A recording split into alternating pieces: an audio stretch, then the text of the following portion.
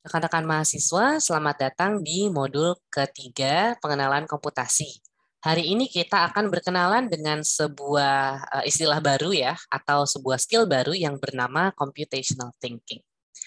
Jadi di modul ini kita akan belajar terkait apa itu computational thinking, apa saja tahap-tahapnya, bagaimana kita bisa menerapkan computational thinking dalam memecahkan masalah kita sehari-hari. Nah, jadi pertama-tama tentunya kita harus tahu tujuan dari modul ini ya. Jadi yang pertama adalah rekan-rekan mahasiswa diharapkan mampu menjelaskan konsep dasar dari computational thinking untuk pemecahan persoalan. Jadi computational thinking ini dibagi atas 4 bagian. Bagian-bagian ini adalah problem decomposition atau dekomposisi permasalahan, lalu ada abstraction atau abstraksi, ada pattern recognition atau pengenalan pola, dan yang terakhir adalah algorithmic thinking. Jadi ini diingat-ingat ya. Yang pertama adalah problem decomposition, lalu abstraction, pattern recognition, dan algorithmic thinking. Setelah Anda bisa menjelaskan apa konsep-konsep dasar dari 4 tahap tersebut, Anda juga diharapkan untuk dapat menggunakan konsep-konsep dasar tersebut untuk mengidentifikasi dan menyelesaikan suatu persoalan. Jadi, mengidentifikasi persoalan saja sudah merupakan sebuah skill gitu ya. Setelah Anda bisa mengidentifikasi, tentunya Anda diharapkan untuk mampu menjelaskan hal tersebut kepada orang lain gitu ya. Jadi setelah Anda mengerti, setelah Anda tahu gitu kan, oh oke permasalahan ini bisa diidentifikasi dengan ini, Anda harus bisa menjelaskannya kepada orang lain. Nah, kenapa gitu ya? Kenapa kita harus bisa punya skill ini gitu ya? Kenapa kita harus bisa punya computational thinking? Nah, ini sudah kita bahas di modul pertama gitu ya, bahwa computing is everywhere. Bahkan di domain-domain yang dulu kita anggap kayaknya nggak mungkin deh pakai komputer untuk hal ini. Nah, di sini ada domain-domain yang mungkin jarang kepikiran sama orang bahwa komputer tuh bisa turut andil di dalamnya. Jadi untuk religion study, untuk history gitu ya. Jadi teman-teman saya yang waktu itu S3 gitu ya, bareng saya di Leeds, itu orang-orang yang ambil ilmu politik, lalu hubungan internasional gitu kan, itu mereka juga udah memakai computing untuk apa? Untuk misalnya dia baca beberapa artikel, dia pasti baca gitu ya, baca baca beneran gitu kan untuk tahu esensinya. Tapi kalau misalnya mereka sudah mulai pengen melihat pattern gitu ya, dia akan berulang-ulang gitu ya, misalnya satu surat kabar gitu kan, dia masukin tuh kata-katanya apa aja. Nah, kata-kata apa sih yang paling sering berulang di surat kabar tersebut? Nah, nanti akan kelihatan tendensi surat kabar tersebut tuh kira-kira ke arah mana, kira-kira kayak gitu. Lalu misalnya ada satu berita yang dikabarkan oleh surat-surat kabar yang berbeda-beda. Nah, ada kata-kata apa sih yang paling sering berulang walaupun surat kabar ini berbeda-beda. Jadi sekarang tuh bahkan social studies sudah sangat menggunakan yang namanya computing, kira-kira kayak gitu. Jadi dia bisa tahu at least kata-kata apa yang paling sering berulang, berulangnya itu berapa kali dan segala macam. Itu tuh udah sangat sering dipakai. Lalu untuk military and intelligence tentunya ini sangat sering dipakai ya makin ke sini karena tentunya intelijen makin ke sini tuh makin keren lah kira-kira kayak gitu. Jadi yang kalian lihat di TV-TV itu ternyata nyata kira-kira kayak gitu ya. Jadi biasanya kalau misalnya ada sebuah informasi yang sifatnya confidential pasti di-encrypt sama mereka agar hanya bisa di-decrypt oleh orang-orang tertentu. Kita udah ngomongin encryption di modul sebelumnya. Lalu untuk politik juga gitu ya, untuk voting system gitu kan, untuk campaign sekarang apa-apa kampanye sekarang kalau nggak di YouTube, di Instagram dan lain-lain. Jadi hampir tidak ada domain yang di mana komputer ini tuh tidak diperlukan. Coba pikirin, kira-kira ada nggak domain yang nggak butuh komputer di dunia ini? Silahkan dipikirkan.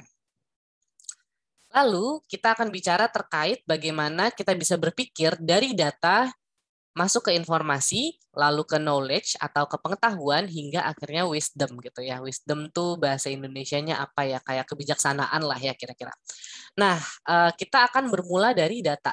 Segala sesuatu harus bermula dari data gitu ya. Sebagai scientist kita atau sebagai nanti kalian jadi scientist atau engineer, itu kalian nggak bisa ngomong apa-apa kalau kalian nggak punya datanya. Never say anything if you don't have the basic ya. Kamu nggak punya datanya, kamu nggak bisa ngomong. Oke? Nah, data itu merupakan sesuatu yang sifatnya raw gitu ya. Raw itu tuh dalam arti dia masih mentah banget gitu.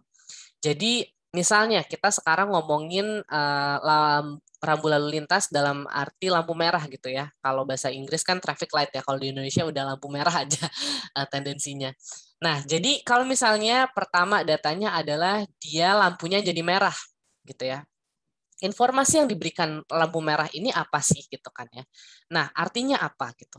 Jadi saat itu menjadi informasi dia nggak cuma merah doang, tapi dikasih tahu, oh traffic light ini adalah traffic light di persimpangan ini gitu ya. Dia ngadep ke jalan apa dan dia itu persimpangan antara jalan apa dan apa, ngadepnya kemana, kira-kira kayak gitu. Jadi diketahui bahwa oh oke, berarti ini nih yang jadi merah tuh yang ini, dia ngadepnya kemana gitu kan. Nah, jadi knowledge ketika Anda berada di dalamnya gitu kan, Anda lagi driving gitu kan, lagi nyetir, terus kayak wah saya lagi nyetir dan apa ya nyetirnya itu menuju ke si lampu merah tersebut gitu kan. Dia akan jadi wisdom ketika Anda ikut andil dalam situ ya.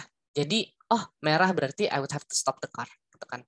Jadi knowledge, information dan data ini merupakan sesuatu yang lampau gitu ya. Jadi kayak oke, dia udah merah, merahnya itu adalah ngadep sana gitu kan di persimpangan mana dan Anda sedang nyetir mengarah ke sana gitu kan. Wisdom itu saat dia udah kayak oke, saya harus berhenti. Dia memikirkan sesuatu yang akan terjadi di depannya gitu kan. Anda kan pasti mikir dulu, oke, gue menyetop baru kalian ngerem. Sementara yang hal-hal ini adalah hal-hal yang memang sudah terjadi. Nah, jadi gitu. Jadi tahap berpikir itu pertama itu lagi-lagi dari data. Data itu akan menjadi informasi bagi orang-orang yang mengerti akan informasi tersebut dan dia akan menjadi knowledge gitu ya. Kalau misalnya dia akan lebih diketahui lagi gitu ya, lebih banyak orang yang mengetahui hal tersebut juga kan.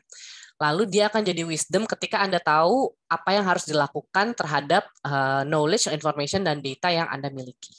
Gitu. Nah, balik lagi gitu ya. Tadi kita ngomongin computational thinking, tapi sebenarnya apa sih computational thinking itu? Jadi computational thinking itu merupakan proses berpikir di mana kita tuh bisa memformulasikan sebuah masalah dan mengekspresikan solusinya dengan cara di mana sebuah computing device gitu ya, atau komputer, atau dia itu mesin, atau dia itu manusia bisa melakukannya secara efektif, kira-kira gitu. Jadi ada sebelum kita masuk ke computing device-nya, kita harus highlight beberapa hal. Pertama, dia adalah thought process ya. Dia adalah proses berpikir gitu ya. Jadi computational thinking adalah sebuah proses berpikir. Yang pertama kali dilakukan adalah formulating a problem. Ini yang sering kelewatan ya. Bahwa kita tuh buru-buru pengen, oh penyelesaian masalahnya ini, penyelesaiannya ini. Dan orang Indonesia kan suka banget ya yang namanya nyinyir gitulah ya, yang kayak terus solusinya apa, terus ada masalah ini terus solusinya apa, ya nggak bisa kayak gitu. Kalau Anda aja tidak bisa memformulasikan masalah Anda itu sebenarnya apa, nggak akan pernah ketemu solusinya. Jadi hal pertama yang harus dilewati dalam tahap berpikir adalah memformulasikan masalah. Oke, setelah Anda bisa memformulasikan masalah, baru kita berpikir ke solusi ya. Dan solusi ini juga nggak main-main, nggak cuma kayak solusinya adalah A, solusinya ada B, tapi kita bisa menciptakan sebuah solusi di mana komputer bisa ikut andil di dalamnya, gitu ya. Komputer ini bisa berupa manusia, karena kita kan juga bisa compute sebenarnya kan. Bisa sebuah mesin, kalau kita butuh bantuan mesin untuk menyelesaikannya secara lebih cepat gitu kan ya, atau mesin-mesin lainnya, kira-kira seperti itu. Nah, dan kata terakhir yang penting di sini adalah effectively carry it out gitu ya. Gimana caranya agar penyelesaian tersebut menjadi sesuatu yang paling efektif gitu. Paling cepat selesai. Oke. Jadi di sini ada computer and effective ya. Lalu di sini human computers gitu kan ya. Ya human we can compute gitu kan. People can learn computational thinking without a machine. Jadi kalau kalian coba tonton gitu ya, ada Ibu Inge namanya, dia ngomong di Buka Talks, jadi talknya Bukalapak lah kira-kira. Jadi TED Talknya Bukalapak. Bu Inge ini dosen dulunya dosen di IF gitu ya, informatika, stay, udah pensiun. Nah, dia ngomongin tuh gitu kan bahwa sebelum kita nyuruh program itu running, kita harus jadi orang yang bisa baca program itu, kira-kira kayak gitu. Jadi kita harus bisa thinking gitu kan sebagai komputer, kira-kira program kamu tuh bisa jalan atau enggak, jangan asal nge-run doang, kira-kira kayak gitu. Ya. Jadi kenapa sih kalian butuh computational thinking. Nah, ini Anda bisa lihat ya, video ini sudah saya taruh juga di YouTube, tapi ini videonya lumayan general sih. Saya juga ngasih satu video lagi yang lebih ke praktikal gitu. Jadi computational thinking itu tahap-tahapnya apa aja dan bagaimana caranya dia menyelesaikan sebuah masalah yang sudah terdefinisikan, kira-kira kayak gitu. Itu kalian bisa lihat. Nah, computational thinking itu ada 4 pilar gitu ya, ada 4 bagian. Yang pertama ada dekomposisi, atau dekomposisi ini dia itu breaking big problems into smaller and easier to manage problems gitu ya. Ini manage harusnya. Jadi kira-kira ada masalah apa sih kamu? Lalu masalahnya misalnya this is too big, masalahnya terlalu besar, kalian pecah-pecah jadi bagian-bagian yang lebih kecil. Jadi kayak ini masalahnya gitu kan, dipecah jadi 2 gitu kan. Oh, masalahnya masih besar banget nih, dipecah lagi. Kira-kira kayak gitu, ya. Lalu pecahan ini, oh iya ini juga lebih besar gitu kan, dipecah lagi. Dan yang ini kayaknya bisa diselesaikan lebih gampang lagi, dipecah lagi. Jadi dipecah-pecah sampai akhirnya dia akan menemukan sebuah masalah yang akhirnya bisa terselesaikan gitu. Karena kalau misalnya satu masalah besar itu nggak dipecah-pecah, mungkin dia nggak akan pernah selesai karena misalnya dia terlalu besar. Lalu yang kedua ada pattern recognition. Saya nggak tahu muka saya tuh nutupin atau enggak ya, tapi di sini itu adalah pattern recognition.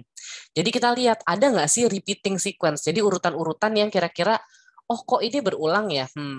Ini berulang nih, kira-kira kayak gitu. Nah, keberulangan ini mungkin akan menjadi sebuah keunikan gitu ya, yang kalian bisa identify lalu kayak, wah kalau ini berulang berarti bisa direplikasi nih, bisa direplikasi dalam arti dipakai untuk menyelesaikan masalah lain, kira-kira kayak gitu. Lalu masuk ke abstraksi gitu ya. Abstraksi itu adalah kita akan remove parts of the problem that are unnecessary and make one solution work for multiple problems. Jadi kayak misalnya kita kan udah menemukan, oke, solusinya ini. Ada nggak sih bagian-bagian yang kita bisa ilangin aja dari solusi tersebut gitu?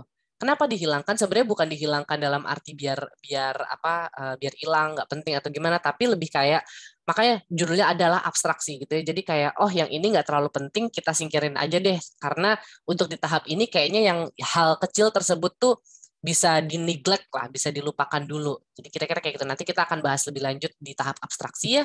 Dan yang terakhir adalah algorithm design gitu. Jadi algorithm design ini apa? Kamu akan membuat step by step instruction untuk melakukan sesuatu. Jadi dari masalah A gitu kan, oke, jadi setelah kamu lakukan dekomposisi, pattern recognition, dan abstraksi, Anda ketemu satu solusi, oke, berarti untuk memecahkan masalah A, caranya adalah satu, lakukan ini. Dua, lakukan ini.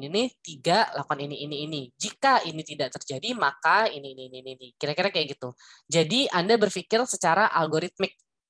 Nah, ini yang akan kita bahas di kuliah selanjutnya gitu ya. Kita akan bahas algoritma desain di sini sedikit aja sebagai pengantar saja. Baik, sampai jumpa di segmen selanjutnya.